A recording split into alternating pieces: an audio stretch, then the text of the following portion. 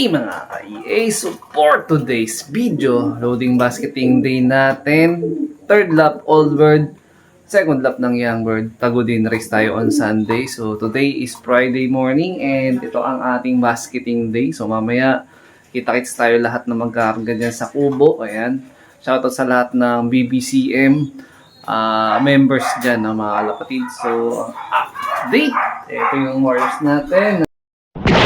Team Summer. Ayan sila. Ayan. Nasa kondisyon naman na yung dalawang ibon natin. Ayan. So, di pa tayo nagpakain dito. Gawa ng medyo maaga pa naman. Pero yung mga breeder natin dito sa kabila.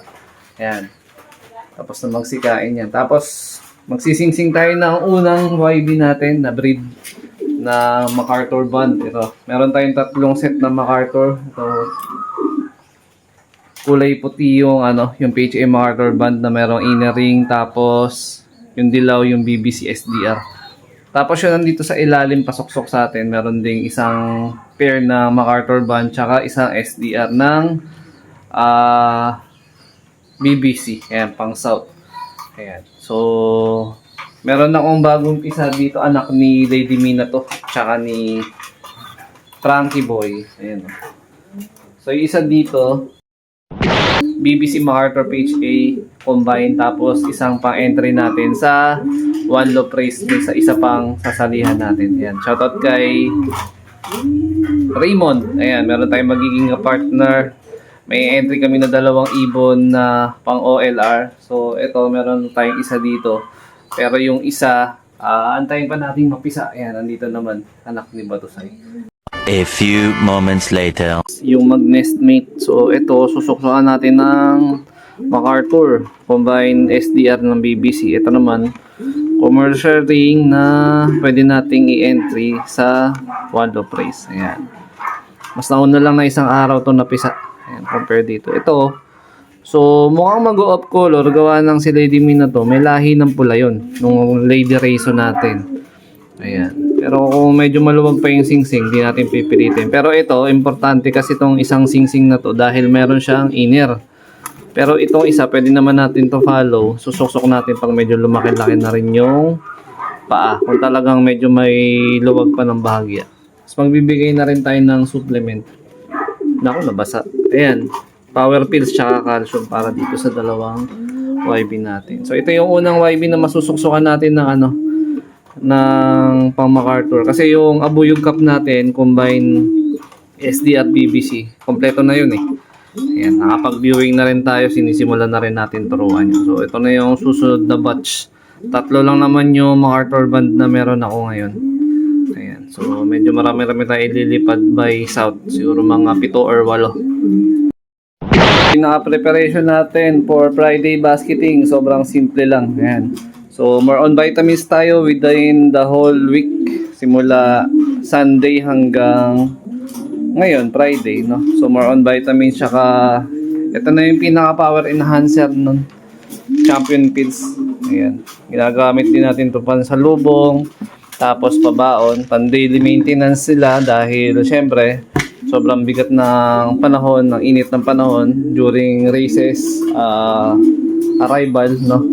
So, medyo may nabago lang kasi ito nga, kumatap isa yung nating ibon na si Sexy Blue. So, hoping tayo na makabawi siya sa next lap. Although mas malayo yun at ina-anticipate natin na mas magiging mainit pa ang etong padating na karera natin. Ayan. Tansya ko dito, may possibility na mag-itlog na naman to, no? So, mamaya, total basketing. Sana ko mag-itlog, Monday na sana. Ayan, so isa yun sa hindi natin napipredict or hindi ko kayang ipredict yung mag-itlog kung kailan nga ba. Ayan, pero sana nasa kondisyon yung ating ibon para makabalik sa diba, makapag-clock ulit. So binutas niya yung natin, yung nakaraang lap which is saan nga ba yun? Bawang. Ayan. So ito, complete locking pa tayo dito. Ayan, OBYB.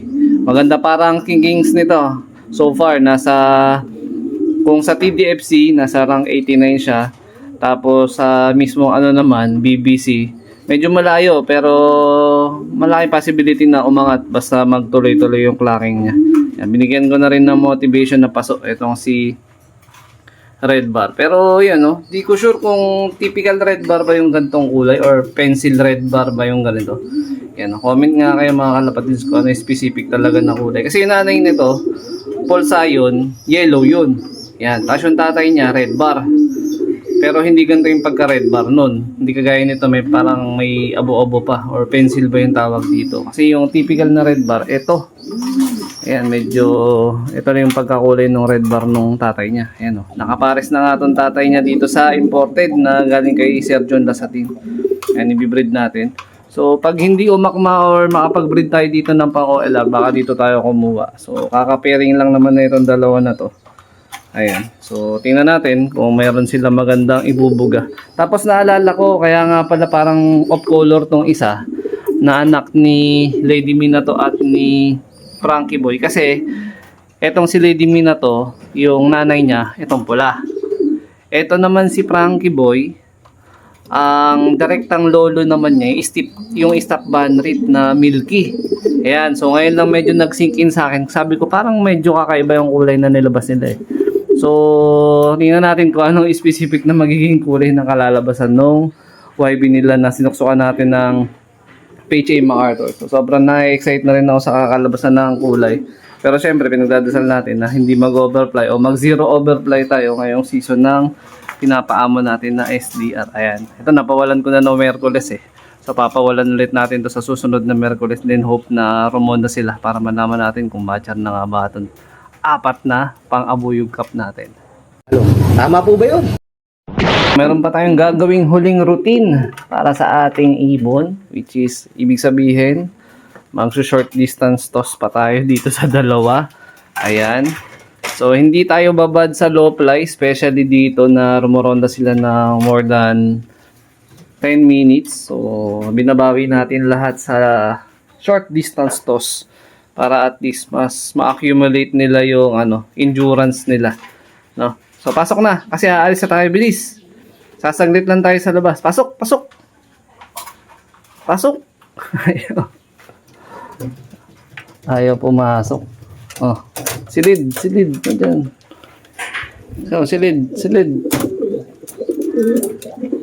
Ayaw eh. Oh, silid. Ayan. Alis tayo.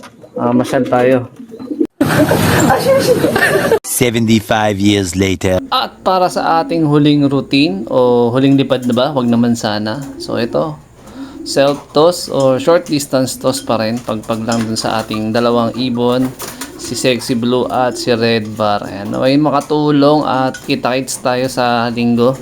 So sana mga kalapatids, maganda ang ating pauwian at mag-clock ang majority ng mga ibon natin on Sunday. Pero asahan natin na mas magiging mahirap at magiging mas mainit ang panahon sa mga susunod na mga araw. Yun. Good luck sa lahat mga kalapatids.